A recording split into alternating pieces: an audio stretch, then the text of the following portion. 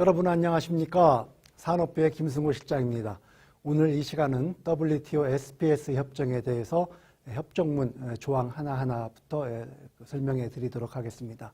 이 SPS 협정문은 다른 WTO 협정문도 다 그렇습니다만은 법률가들이 만든 문안이 되어서 처음에 그 영문 그대로 읽기가 좀 어렵습니다. 강의를 한번 들으시고 영문을 읽으시면은 해설이 머리에 쉽게 이해가 되지 않을까 싶습니다. 자, 그럼 강의 시작하도록 하겠습니다. 여러분, SPS는 아시다시피 Sanitary and Phytosanitary 협정입니다. Sanitary라는 것은 동물의 안전, Phytosanitary는 식물의 안전입니다. 쉽게 말씀드리면 외국에서 우리가 먹는 고기, 생선, 과일 이런 식품들에 어떤 병균이 있을 수가 있습니다.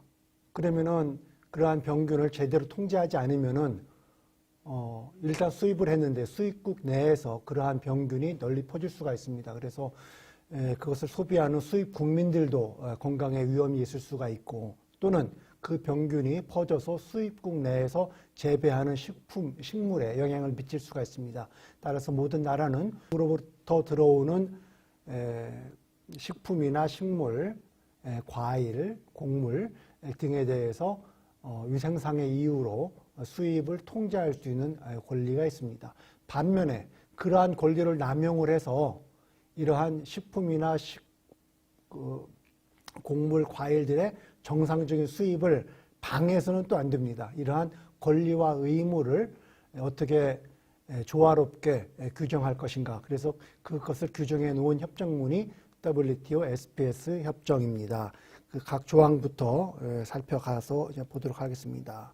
그 조문은 많지는 않습니다. 한 10개 남짓되는 협정문입니다. 짧은 협정문입니다. 그 중에서 일부 행정적인 조항을 빼고 나면은 실질적인 조항은 한 대여섯 가지 정도에 불과합니다. 먼저 권리와 의무를 규정한 2조부터 보겠습니다. 2조는 SPS 조치가 어떻게 적용되어야 된다.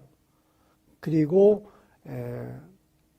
어떠한 조건을 지켜야 된다라는 것을 적어놨습니다. 첫 번째 조항부터 보겠습니다. 첫 번째, SPS 조치는 적용을 할 수 있는데 그 제한 범위가 있습니다. Only to necessary to protect입니다. 동물과 식물의 생명과 건강을 보호하기 위해서 필요한 범위 내에서만 적용을 해야지 남용해서는 안 된다는 얘기입니다. 그리고 SPS 협정에 합치되게 적용을 해야 된다는 얘기입니다. 그래서 이 SPS 협정은 그 뒤에 3조, 4조, 5조에 걸쳐서 어떻게 적용해야 되는지 그 적용에 대한 의무를 규정해 나왔습니다. 그 의무에 합치를 해야 된다는 얘기입니다. 그리고 이 SPS 조치는 반드시 충분한 과학적인 근거가 있을 경우에만, 그런 과학적인 근거를 가지고 유지되어야 한다고 규정하고 있습니다. 두 번째 동그라미는 절대로 SPS 조치는 차별해서는 안 됩니다. 어떤 차별이냐? 동일한 조건 또는 유사한 조건에 있는 국가들 간에 차별해서는 안 됩니다. 그 동일하고 유사한 조건에 있는 국가들이라고 하면 첫째, WTO 회원국일 수가 있습니다. 수입하는 나라 말고 수입하는 나라에 대해서 A나라, B나라, C나라, D나라들이 수출을 하려고 그러는데 이 A나라, B나라, C나라, D나라들이 공교롭게도 모두 동일하고 유사한 조건에 있습니다. SPS 관한한. 그러면 이 A, B, C, D 국가들을 차별하지 말란 얘기입니다. 또 한 측면으로는 수입하고자 하는 나라, 자기들의 their own territory입니다. 수입국의 테리토리와 수출하려고 하는 국가들 간에도 동일하고 유사한 조건에 있을 수가 있습니다. 그러할 경우에 차별하지 말란 얘기입니다. 자기네 나라 안에 대해서는 좀 완화된 SPS 조치를 적용하면서 동일하고 유사한 조건에 있는 수출국에 대해서는 과도한 SPS 조치를 적용해서는 안 된다는 얘기입니다. 그거 차별이죠. 적용해서 안 된다는 얘기입니다. 그리고 세 번째는 중요한 것입니다. 겉으로는 SPS 조치라고는 하면서 실제 목적은 정상적인 교역을 방해하려고 하는 수단, disguised라고 되어 있죠. 위장된 제한입니다. 국제 교역을 제한하기 위해서 위장된 형태로 SPS 조치를 이용해서는 안 된다 하는 얘기입니다. 그리고 이 SBS 조치, 이 SBS 협정에 합치되는 조치라야지 가트 20조 B항을 인정할 수 있다는 얘기입니다. 가트 20조 B항은 여러분 찾아보시면 압니다. 가트에 여러 가지 의무를 규정해 놨는데 그 의무를 이행하지 않아도 되는 예외가 있습니다. 20조에 적어 놨는데요. 여러 가지 예외가 있는데 그 중에 하나가 동식물 건강에 관해서는 예외가 인정이 된다고 되어 있습니다. SBS 협정에 합체가 되어야지 그 가트 20조에 예외로 인정받을 수 있다라고 적혀 놨습니다. 3번은 하모니제이션입니다. 무슨 말인고 하니 어떤 그 동일한 SPS 상황이 있을 수가 있습니다. 거기에 대해서 많은 그 나라들이 수입국들이 다수의 수입국들이 자국의 그 SPS 수입 조치, 그 SPS 조치를 취할 수가 있는데 어떤 나라는 아주 엄한 조건을 취할 수가 있고 어떤 나라는 중간 정도 또는 어떤 나라는 뭐 조치를 취하지 않을 수도 있습니다. 이렇게 동일한 SPS 상황에 대해서 각국이 취하는 조치가 일관되지 않고 다양하다면 수출자 입장에서는 참 당혹스럽습니다. 어느 기준에 맞춰야 할지 예측 가능성도 없고요. 그러한 경우를 방해하기 위해서 동일한 상황의 동식물 건강에 관한 상황이라면은 거기에 상응하는 그 대응 조치는 어느 나라가 취하든 좀 일관되고 그 조화를 이루어야 된다는 얘기입니다. 그 조화를 이룰 수 있는 방법으로서 SPS 협정이 제시하고 있는 것은 국제 기준입니다. 만약에 어떤 그 SPS 상황에 대해서 이미 국제적인 기준과 가이드라인 또는 뭐 권고가 있다면 그 권고에 기반을 해줘야 됩니다. 근거해라 이 말입니다. 거기에 근거하는 SPS 조치는 아까 그 2조에서 나왔죠. necessary 요건과 consistent 요건을 충족한 것으로 간주한다고 되어 있습니다. 그러면 국제 기준보다 더 강화된 조치는 취할 수 없느냐? 아닙니다. 취할 수 있습니다. 조건이 있습니다. 그 조건을 적어놨죠. 과학적으로 정당화해야 됩니다. 왜 국제 기준보다 더 강한 조치를 취해야 되는지 그 취하려고 하는 나라가 반드시 과학적인 증거, 과학적인 정당화를 제시를 해야 됩니다. 또는 5조, 뒤에 나옵니다. 5조에 적혀져 있는 요건을 충족했다는 것을 보여주어야 합니다. 이러한 조건을 충족을 하면은 국제 기준보다 강화된 조치를 수입국은 취할 수가 있습니다. 자, 4조는 에퀴벌런스, 동등성에 대해서 적어 놓았습니다.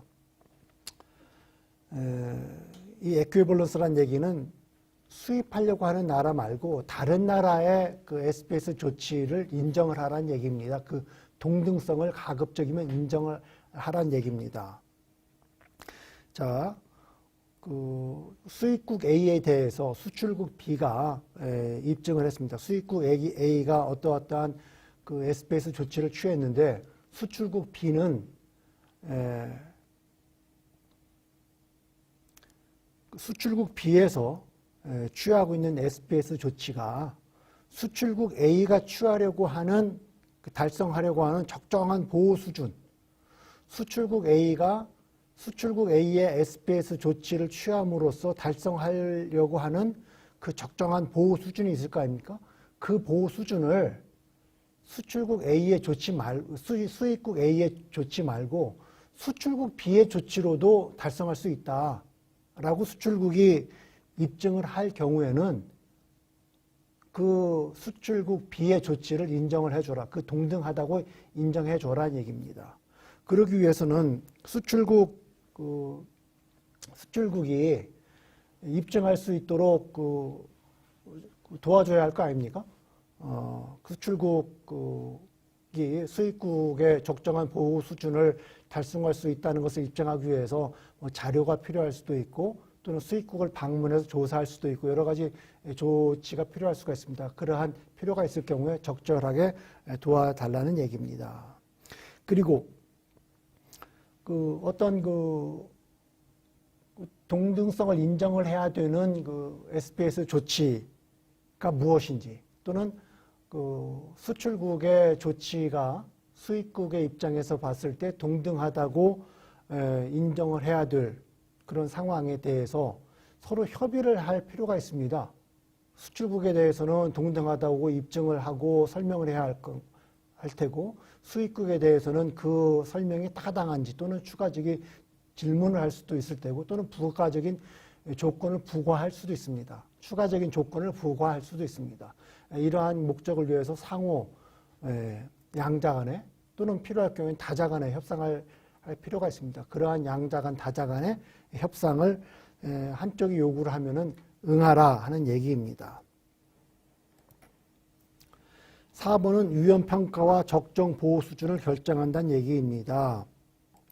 5조에, 그렇죠? 그 2조, 두 번째 동그라미 보면은 5조 리스크 어세스먼트와 적정 보호 수준 결정을 충족을 하면은 SPS 협정에 합치한다고 했지 않습니까? 그래서 그 5조에 나오는 겁니다.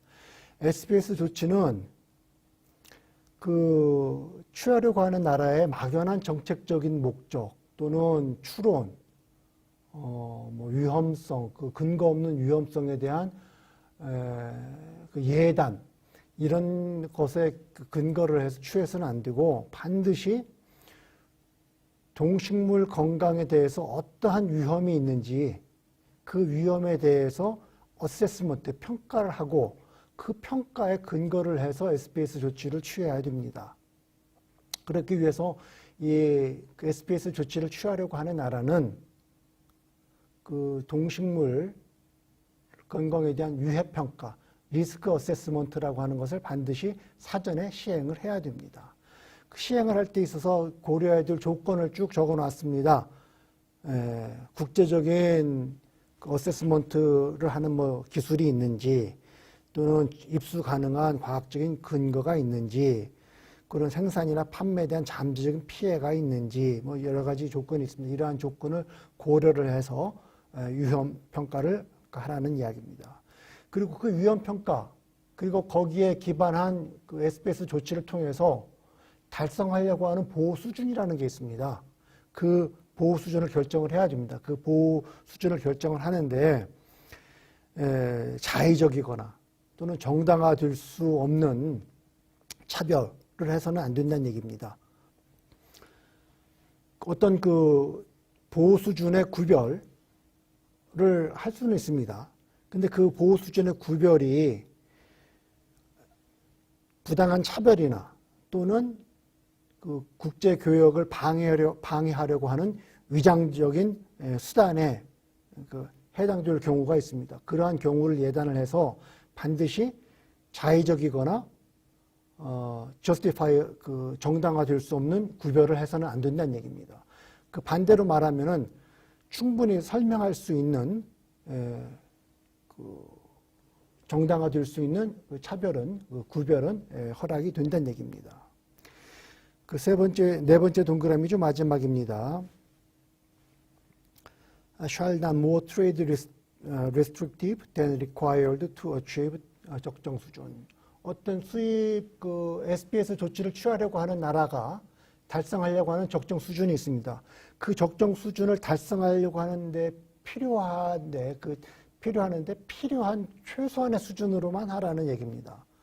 적정 그 보호 수준을 달성하는 것보다 더 무역 제한적인 조치는 취하지 말라는 얘기입니다. 자, 위험평가 적정 보호 수준 결정 5조가 지금 양이 좀 많습니다. 그래서 그 두 번째 나와 있는데 계속 이어지는 얘기입니다. 과학적인 증거가 그럼 부족할 경우에는 그러면은 SPS 조치를 취할 수 없느냐? 아닙니다. 취할 수 있습니다.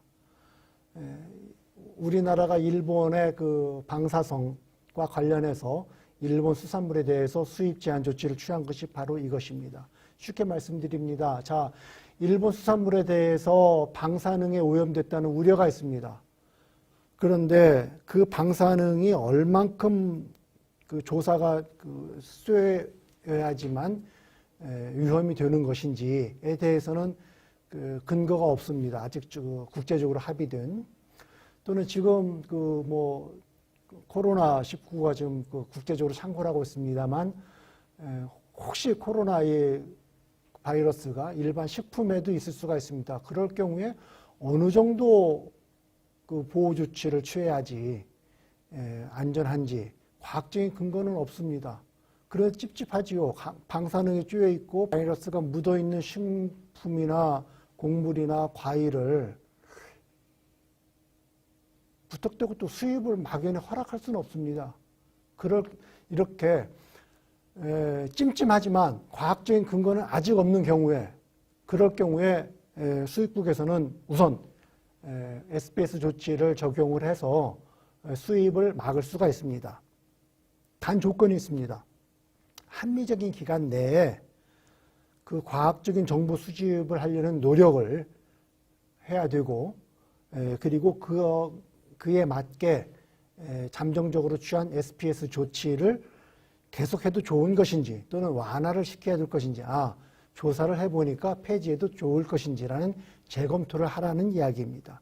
이러한 조건을 충족할 경우에는 과학적인 근거가 없다 할지라도 일단 우선 잠정적인 그 SPS 조치를 취할 수가 있습니다. 자, 타국의 SPS 조치가 자국의 수출을 제한한다거나 또는 구제 기준이 아닙니다. 국제 기준입니다. 오타 났네요. 국제 기준에 불합치하다고 판단할 경우에 해당되는 수출국은 그 수입국에 대해서 SPS 조치를 취한 나라에 대해서 그 SPS 조치의 이유에 대해서 해명을 해달라고 요구를 할 수가 있고 그러한 요구를 받은 SPS 조치국은 해명을 해야 될 의무가 있습니다. 자,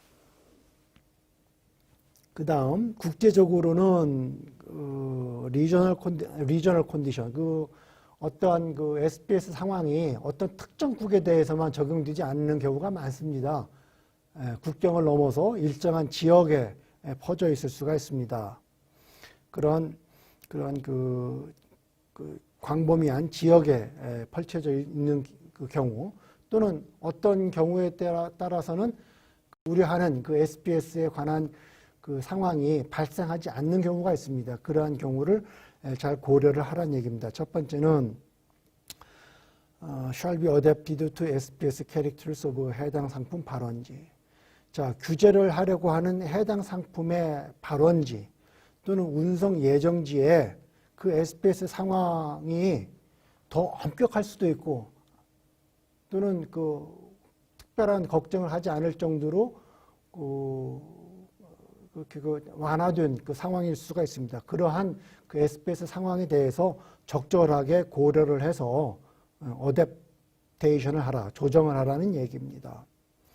두 번째, 이러한 그 캐릭터리스트를 평가를 할 때 특정한 질병과 병균이 어느 정도 심하게 창궐을 했는지 없는지 관리가 가능한 정도인지 박멸할 수 있는 수단이 있는지 적절하게 통제가 되고 있는지 등을 반드시 고려를 하라는 이야기입니다. 그리고 이러한 그 해당되는 그 병균이나 특정한 질병이 없을 수가 있습니다. 아예 발생을 안 할 수가 있습니다. 그러한 그 질병을 그러한 그 지역을 지정을 할 경우에 지오그래피, 지질적인 상황, 그리고 그 나라의 전반적인 또는 그 지역의 전반적인 그 생태계 환경들, 그리고 모니터할 수 있는, 점검할 수 있는 시스템 등을 적절하게 고려를 해야 하라는 이야기입니다. 수출국은 이러한 그 DFA죠. Disease Free Area입니다. DFA에 대한 관련 재료를 제공할 의무가 있고 수입국이 조사를 할 경우에 협조할 의무가 있습니다. 쉽게 말씀드려서 이렇게 표현하면 됩니다. 자, 우리나라가 돼지고기를 외국에 팔고 싶은데 우리나라에 그 돼지 구제역이라든지 어떤 그 병이 있다고 합니다. 그럼 외국에서는 당연히 한국에서 수출되는 돼지고기에 대해서 SPS 조치를 취하려고 합니다. 그때 우리나라는 좋다. 우리나라가 돼지에 관한 질병이 있는 건 사실인데 제주도는 우리 본토에서도 떨어져 있고 제주도에서는 아무 그 생태계도 우리 그 본토와 다르고 충분한 그 통제 시스템도 이미 원활하게 운영이 되어 있기 때문에 적어도 제주도는 그 돼지 구제역이 발생하고 있지 않다. 따라서 우리나라는 그 제주도를 DFA로 지정을 했다. 그러니 제주도에서 수출되는 우리나라 제주도산 돼지 고기에 대해서는 수입을 허용해라. SPS 조치를 적용하지 말라라고 우리나라는 주장할 수가 있습니다. 그 우리나라가 그렇게 주장을 할 경우에 우리나라는 우리나라 돼지고기를 수입하려고 하는 나라에 대해서 이 DFA 관련 자료, 제주도의 상황에 대한 관련 자료를 제공할 의무가 있고, 만약에 요청이 있으면, 그리고 그런 수입국이 제주도 상황을 직접 확인하기 위해서 자료를 요청한다든지 또는 방문한다든지 이런 조사를 하려고 할 때 적절하게 협조를 하라는 이야기입니다. 자, 마지막입니다. 자, 기타 다른 조항은 어떤 나라가 SPS 조치를 취했으면은 그러한 조치를 취했다는 사실, 그리고 관련된 정보를 WTO의 SPS 위원회라고 있습니다. 그 위원회에 통보를 하라는 것이 의무화되어 있습니다. 그래야지 다른 나라들이 그 내용을 즉각 인지할 수 있으니까요.